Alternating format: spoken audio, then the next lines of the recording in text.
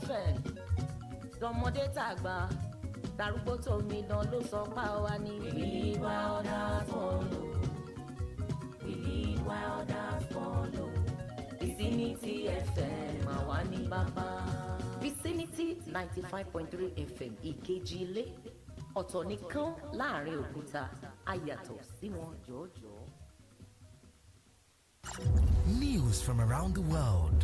Vicinity FM 95.3.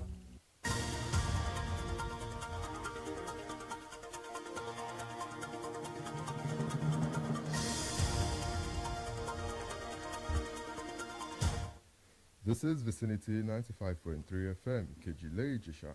The time is 12 o'clock. I am Paul Eteng with Global News.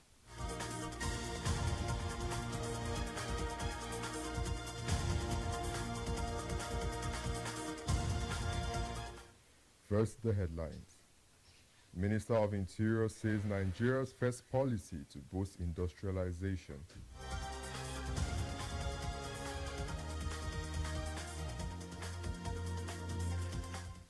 African Development Bank elects Mauritanian Sidi Ould Tah president of the bank.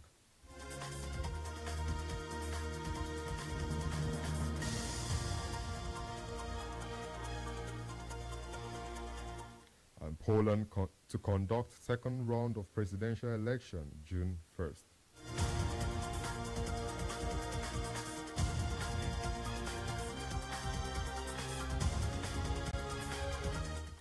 Now the news in full. The newly introduced Nigeria First economic policy by the Federal Executive Council, FEC, targeted at prioritizing the use of locally manufactured goods and services in all government's procurement, has been recognized as the vehicle to drive Nigeria back to industrialization. During a media chat, Minister of Interior Tunji Ojo stated indigenous manufacturers will be able to compete with their foreign counterparts with the new policy. Recall the policy on May 5th was made public by Minister of Information and National Orientation, Mohammed Idris, which puts Nigeria first in all procurement processes. According to Tunji Ojo, the decision should have been taken decades ago. Although late, it was necessary to save the country from collapse. Nigeria's government forum commiserates with the Niger State government on the flood, which has claimed many lives in the Mokwa local government area of the state. In a statement signed on Friday by the chairman, Kwara State Governor Abdurrahman Abdurazak, said the forum was shocked by the magnitude of the flood, which has claimed lives and property in the community, as no fewer than 21 people had died and the property worth millions of naira damaged by the flood. The forum, however, commended the intervention of the Niger State government and its coordination with emergency responders to support the victims of the disaster. And away from Nigeria, flights were briefly disrupted at Liberia's Robert International Airport after President Joseph Boakai jet suffered a landing gear malfunction during landing on Thursday night. Returning from Nigeria after attending ECOWAS 50th anniversary, the presidential jet experienced a burst tire, leading to a rough landing and the cancellation of all flights for the night. President Boakai and his entourage were safely evacuated, and the Liberia Airport Authority, LAA, confirmed the incident, dismissing claims of poor runway conditions. The aircraft was later removed and normal airport operation resumed.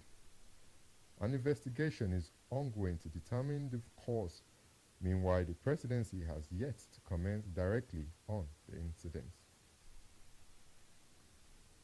12 years after the 2013 civil war forced them to flee, residents of High Mata village in Malakal, Upper Nile State, have finally returned home.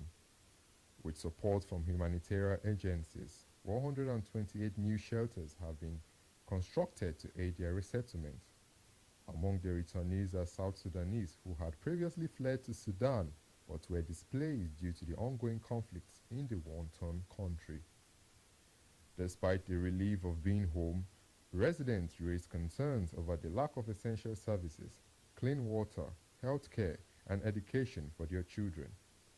The government is actively monitoring the return process to avoid disputes over land ownership and to foster peaceful coexistence among returning families.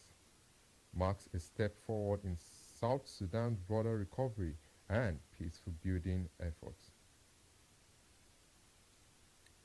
Former Mauritanian Finance Minister Sidi Ould Tah has been elected the new president of the African Development Bank at the bank's annual meeting in Abidjan, Ivory Coast, replacing Akinwumi Adesina, a Nigerian economist who will step down in September after completing the maximum 5 years term in office. Tah brings over 35 years of experience in African and international finance.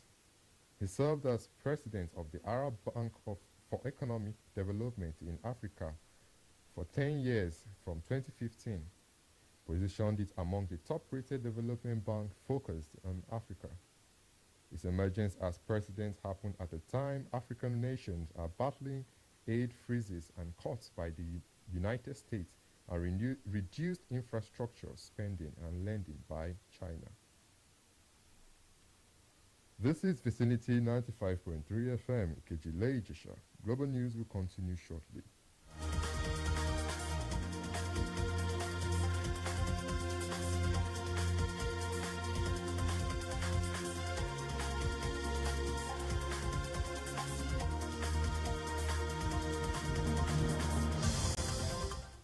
For news updates and live streaming, visit our website at vicinity953fm.com.ng. Send us an email to vicinitynewsroom@gmail.com or call 0814 365 8302 for breaking news. You can also follow us on Facebook, YouTube, Instagram, and TikTok at Vicinity 95.3 FM.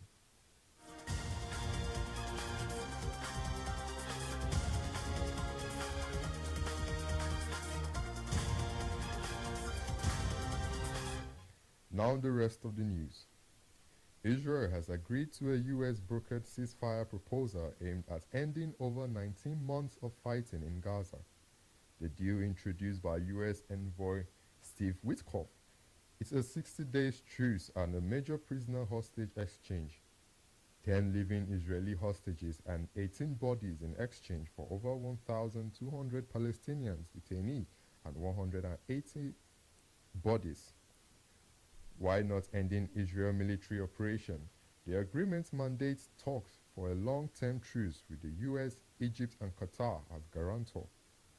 Hamas is reviewing the offer, which it says could bring relief to Palestinians and lead to a permanent ceasefire.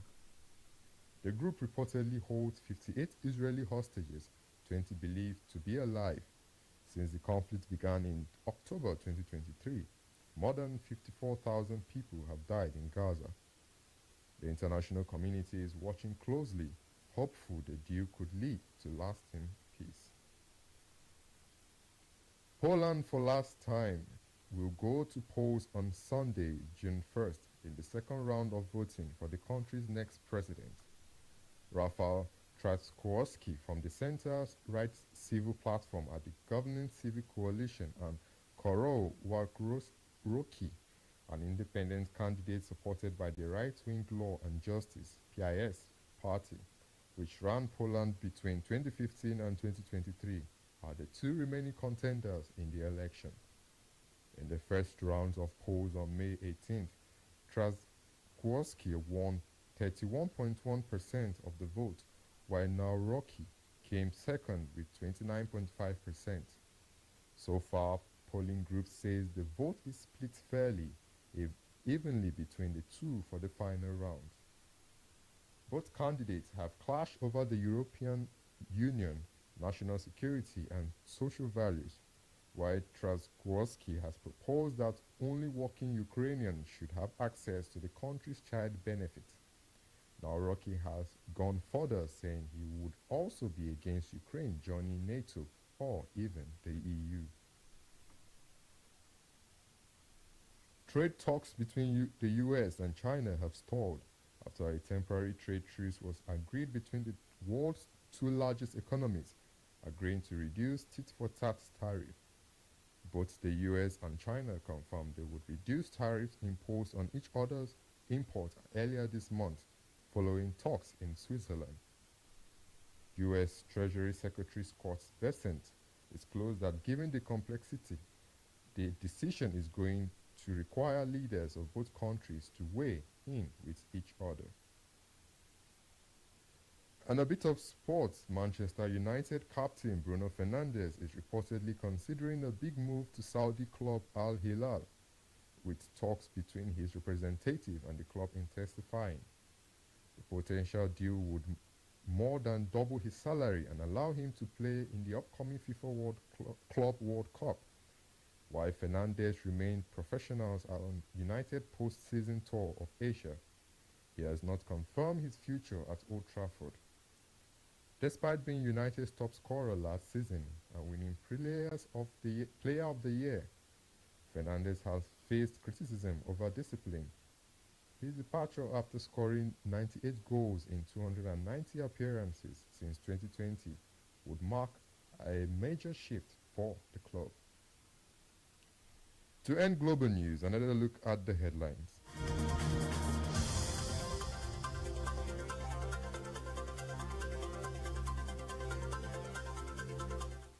The newly introduced Nigeria First economic policy by the Federal Executive Council, FEC, targeted at prioritizing the use of locally manufactured goods and services in all government procurement, has been recognized as the vehicle to drive Nigeria back to industrialization.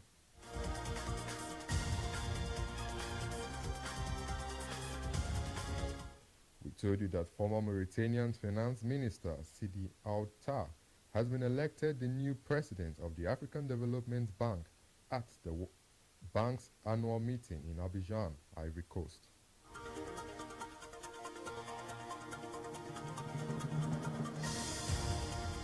And lastly, you heard Poland for last time will go to polls on Sunday, June 1st, in the second round of voting for the country's next president.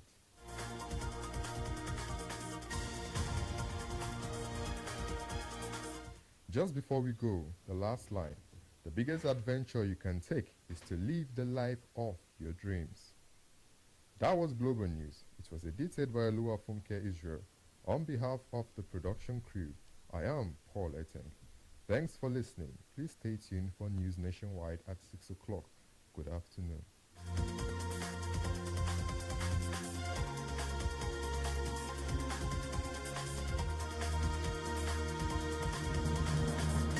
Music, sports, In towards Lukaku. entertainment,